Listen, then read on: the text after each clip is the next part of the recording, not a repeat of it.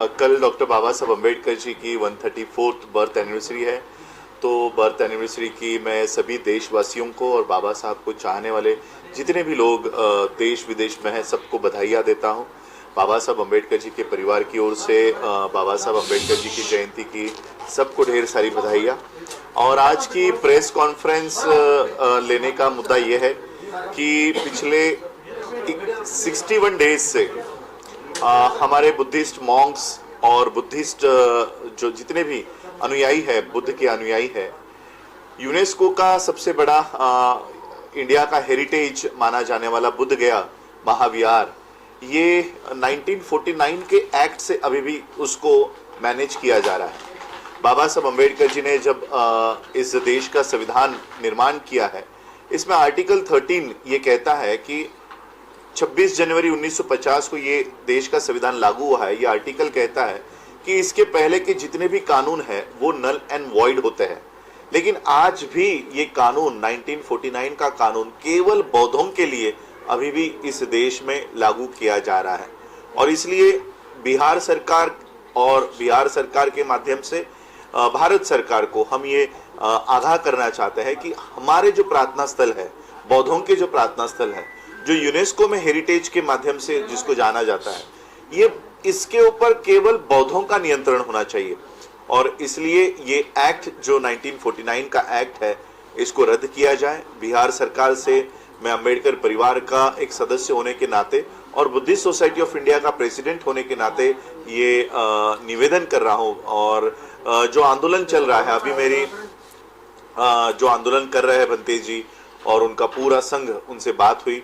4 मई को लगभग 2000 से भी ज़्यादा बुद्धिस्ट मॉन्क के साथ बिहार सरकार पार्लियामेंट संसद पर विधानसभा पर वहाँ पर वो मोर्चा लेकर जाने की तैयारी कर रहे हैं। और मैं आज आप लोगों के माध्यम से देश भर के बौद्धों को और बुद्धिस्ट मॉन्क्स को, बौद्ध भंतेजियों को मैं ये विनती करना चाहूँगा कि ज़्यादा से ज़्यादा संख्या में 4 मई के इस रैली में, प्रोटेस्ट में शामिल होइएगा। और मैं खुद 4 तारीख को वियतनाम में हो रहे संयुक्त राष्ट्र के कॉन्फ्रेंस के लिए जा रहा हूं और वहां पर यूनाइटेड नेशंस के सेक्रेटरी को हम ये जो निवेदन है, हमारा मेमोरेंडम है, ये वहां पर सुपुर्द करने वाले हैं। और यूनाइटेड नेशंस को इसमें इंटरफेयर करने की विनती कर रहे हैं, रिक्वेस्ट कर रहे हैं कि ये जो मुद्दा है, भारत सरकार इसको नहीं देख रही है।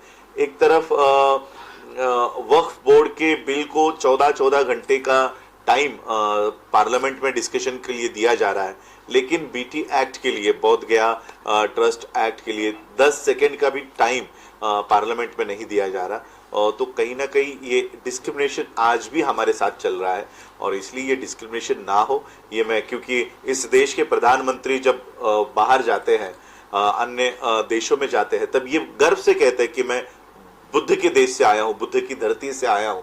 तो अगर सही में वो बुद्ध को इतना मान देते हैं, सम्मान देते हैं, तो बौद्धों का जो महाविहार है, ये बौद्धों के मैनेजमेंट के अंडर हो। बस इतनी सी हमारी मांग है। आपके इतने सारे मंदिर बाकी के प्रार्थना स्थल, हम वहाँ पर मांग नहीं कर रहे, हम वहाँ पर कभी इंटरफेयर नहीं कर रहे, लेकिन ये हमारा प्रार्थना स्थल है, ये बौद्धों के हाथों में रहे, उनके मैनेजमेंट में रहे। क्योंकि आज वहां पर जो नॉन बुद्धिस्ट लोगों के हाथों में मैनेजमेंट दिया गया है, वो मैनेजमेंट देने की वजह से बुद्ध का जो सही मैसेज है उसी को पूरी तरह से डिस्ट्रॉय कर दिया गया है।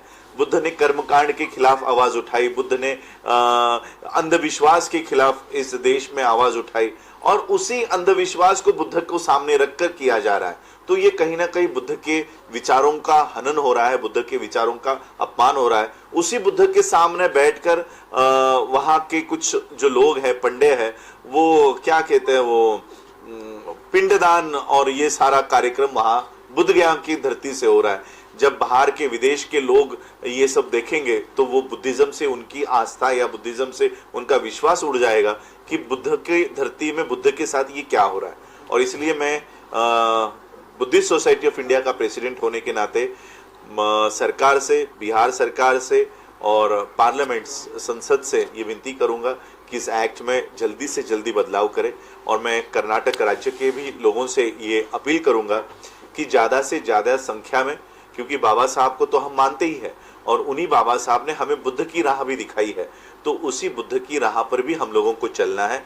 जातियों को हम लोगों को खत्म करना है, क्योंकि बुद्ध ने सबसे पहली आवाज़ जातियों के खिलाफ उठाई, चाहे वो नावी समाज का हो, चमार हो, महार हो, उस समय तो महार नाम का कोई अस्तित्व भी नहीं था, चाहे वो ब्राह्मण हो, कोई भी हो, सबको बुद्ध ने अपने संग में लेकर एक समान दर्जा दिया। और इसलिए आज बुद्ध की बात पूरे देश भर के लोगों को माननी जरूरी है। हमारे बीच में जो जाति व्यवस्था खड़ी की है, इस जाति व्यवस्था को हमको तोड़ना होगा और बाबा साहब ने उससे हम लोगों में राष्ट्रीयत्व निर्माण हो, इसलिए बाबा साहब ने कहा कि हम पहले भारतीय है और अंतिम भारतीय है, और इसलिए ये भावना हम लोगों में जगाना आज अनिवार्य हो गया है। ताकि और कर्नाटक राज्य के भी लोगों को मैं ये आह्वान करूंगा कि ज़्यादा से ज़्यादा संख्या में वो 4 मई के इस आंदोलन में शामिल हो। और जितने भी मॉन्क्स हमारे 61 डेज हो गए, 61 दिन हो गए, आज हमारे मॉन्क्स वहाँ पर धरना प्रदर्शन कर रहे हैं। मैं आप मीडिया का धन्यवाद करना चाहूँगा कि ये खबर आप लोग चला रहे हैं, वरना मेन स्ट्रीम मीडिया इस खबर को कहीं दिखा नहीं रहा। तो मैं आप लोगों का भी आभार व्यक्त करूँगा कि हमारी व्यथा, क्योंकि आज 24 घंटों में 10 सेकंड का भी वक्त हमें मेन स्ट्रीम मीडिया नहीं दे रहा है, तो आप हमारी ये बात, हमारी व्यथा लोगों के सामने, भारत के और विदेशों के सामने रखने में आप हमारी सहायता करें। आज आप लोग शॉर्ट नोटिस पर यहाँ पर आए, इसलिए आप सबका आभार व्यक्त करता हूँ, धन्यवाद अदा करता हूँ। जय भीम।